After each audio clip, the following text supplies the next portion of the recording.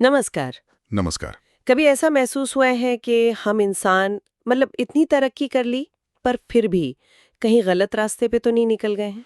वो अंदरूनी झगड़े, बेचैनी, वो खत्म ही नहीं होती है ना? हाँ, ये सवाल तो मन में आता है कई बार। आज हमारे पास ना दार्शनिक जिद्दू कृष्णमूर्ति और भौतिक विज्ञानी डेविड बोम के बीच हुई एक बहुत गहरी बातचीत के कुछ अंश हैं। जी। और वो इसी सवाल को कुरेदते हैं हम्म। कि क्या मानवता ने बहुत पहले कोई कोई गलत मोड़ ले लिया था? एक बुनियादी भूल। हाँ, तो चलिए आज इसी संवाद की परतों को खोलते हैं, कोशिश करते हैं समझने की कि उनके हिसाब से ये जो हमारी अंदरूनी कश्मकश है, इसकी असली वजह क्या हो सकती है। बिल्कुल।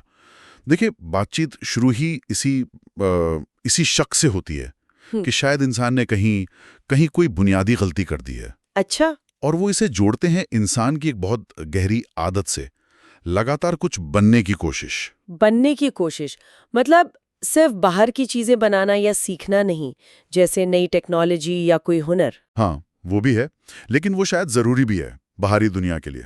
दिक्कत वो कहते हैं तब होती है जब हम अंदर से, मतलब मनोवैज्ञानिक स्तर पर, लगातार कुछ और बनने में लगे रहते हैं। जैसे जैसे ज्यादा शांत बनना है, या कम गुस्सैल बनना है, ज्यादा ज्ञानी बनना है। ये जो सोच है ना कि जो मैं हूं वो काफी नहीं है, मुझे कुछ और होना चाहिए। लेकिन क्या ये बेहतर बनने की कोशिश स्वाभाविक नहीं? इसके बिना प्रगति कैसे होगी? यही यही कृष्णमूर्ति और बोम एक बहुत बड़ा सवाल उठाते हैं। वो बाहरी प्रगति और ये जो अंदरूनी बनना है, इसमें फर्क करते हैं। अच्छा। वो कहते हैं कि जब हम अंदरूनी तौर पर बेहतर बनने का सोचते हैं ना, तो हम असल में क्या कर रहे हैं? हम जो है और जो होना चाहिए के बीच एक एक खाई बना रहे हैं।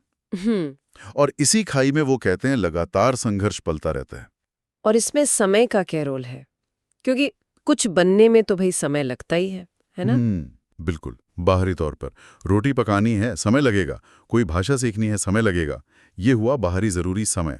हाँ। लेकिन कृष्णमूर्ति और बोहम जिस समय की बात कर रहे हैं, वो है अंदरूनी मनोवैज्ञानिक समय। मनोवैज्ञानिक समय। हाँ, जहां हम सोचते हैं मुझे अपनी ये बुरी आदत बदलने में वक्त लगेगा, या मैं धीरे धीरे ज्यादा धैर्यवान बनूंगा। हाँ हाँ, ये तो सोचते ही हैं हम। उनका मानना है कि यही सोच, ये जो मनोवैज्ञानिक समय का कॉन्सेप्ट है, यही असल में समस्या का बहुत बड़ा हिस्सा है, क्योंकि ये समाधान को भविष्य में डाल देता है। अच्छा, और वर्तमान की सच्चाई से भागता है। बिल्कुल। वर्तमान में जो है उसे देखने के बजाय हम भविष्य में कुछ बनने का सपना देखने लगते हैं। अच्छा, तो ये मनोवैज्ञानिक समय ही हमें उलझाए रखता है। हाँ, और ये सीधे तौर पर जुड़ा है मैं के बनने से।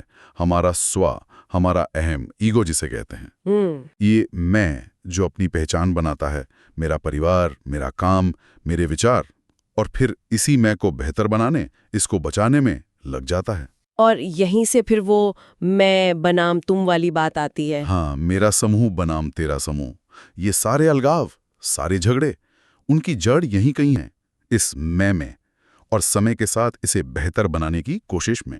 तो वो बाहरी विकास को तो मानते हैं, जैसे भाई बैलगाड़ी से हवाई जहाज तक आ गए हम। हाँ, उसे वो नकारते नहीं। वो शारीरिक विकास है, तकनीकी विकास है, मस्तिष्क का विकास हुआ। लेकिन ये जो अंदरूनी या मनोवैज्ञानिक विकास का आइडिया है, उसे वो भ्रामक कहते हैं। बिल्कुल, क्योंकि वो आइडिया उसी बनने की प्रक्रिया और मनोवैज्ञानिक समय पर टिका है, जिसे वो संघर्ष की जड़ मानते हैं। और इससे जुड़ा एक और गहरा सवाल वो उठाते हैं, मन और मस्तिष्क का रिश्ता क्या है? अच्छा। हो सकता है हमारा मस्तिष्क, जो लाखों सालों में बना है, वो समय से बंधा हो, उसकी संरचना में ही समय हो। पर क्या हमारी चेतना, या जिसे वो मन कहते हैं, क्या वो समय से परे है? ओह। शायद इसी तनाव से, मस्तिष्क और मन के बीच के तनाव से भी अंदरूनी संघर्ष उपजता है। ये तो बहुत गहरी बात हो गई। तो फिर अगर पारंपरिक रास्ते भी, जैसे मान लीजिए ध्यान है या कोई साधना है, अगर वो भी अक्सर इसी कुछ बनने के चक्कर में फंस जाते हैं, तो फिर उस उलझन से निकलने का रास्ता क्या बताया उन्होंने? उनका सुझाव थोड़ा क्रांतिकारी लग सकता है। बताइए। वो कहते हैं मनोवैज्ञानिक समस्याओं का समाधान भविष्य में नहीं है, जैसे गुस्सा है, लालच है, जलन है। हाँ। इनका समाधान उसी क्षण में है जब वो उठ रही हैं। उन्हें देखना, बिना ये सोचे कि मैं कल इसे ठीक कर लूंगा या मुझे समय चाहिए। मनोवैज्ञानिक समय को पूरी तरह नकार देना। हाँ, उस अंदरूनी दौड़ को ही रोक देना। लेकिन अगर हम भविष्य में बनने की ये दौड़ छोड़ दें तो क्या बचेगा? ये मैं जो हमेशा कुछ करना चाहता है, कुछ बनना चाहता है, इसका क्या होगा? ये बड़ा सवाल है। जब ये भविष्य की दौड़ और मनोवैज्ञानिक समय खत्म होता है तो वो मैं जो समय के सहारे ही जीता था वो धुंधला पड़ जाता है।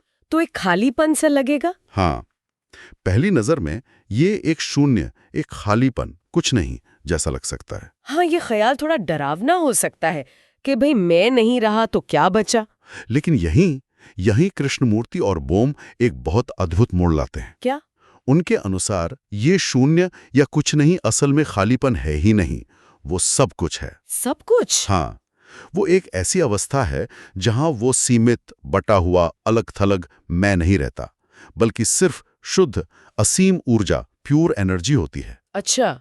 आप या कोई भी व्यक्ति, हम सब उस ऊर्जा की ही एक लहर हैं, एक रूप हैं। उससे अलग कोई स्थायी स्व या मैं है ही नहीं। तो ये अंत नहीं है, बल्कि एक अलग तरह की शुरुआत है। बिल्कुल, एक ऐसी गति, जीवन का एक ऐसा प्रवाह जो समय के बंधन से मुक्त है। शायद यही असली सृजन की अवस्था है, जहां चीजें होती हैं बिना उस बनने के तनाव के। तो संक्षेप में कहें तो कृष्णमूर्ति और बोम का कहना है कि हमारा जो दुख और संघर्ष है वो शायद हमारे अंदरूनी तौर पर कुछ बनने की कोशिश और ये जो मनोवैज्ञानिक समय का भ्रम है उसी से पैदा होता है। हाँ, काफी हद तक यही उनका इशारा है। और समाधान शायद इसी अंदरूनी समय से बंधी बनने की प्रक्रिया को पूरी तरह समझकर उससे मुक्त होने में है। तब शायद एक ऐसी अवस्था का अनुभव हो सकता है जहां अलगाव नहीं है, सिर्फ ऊर्जा है, जहां वो कुछ नहीं ही असल में सब कुछ है। ये वाकई सोचने पर मजबूर करता है। अगर ये अंदरूनी समय का खेल खत्म हो जाए और स्व का भाव मिट जाए और यही एक सच्ची शुरुआत हो, तो इस समझ का हमारी रोजमर्रा की जिंदगी पर, हमारे रिश्तों पर, दुनिया को देखने के हमारे नजरिए पर क्या असर पड़ सकता है?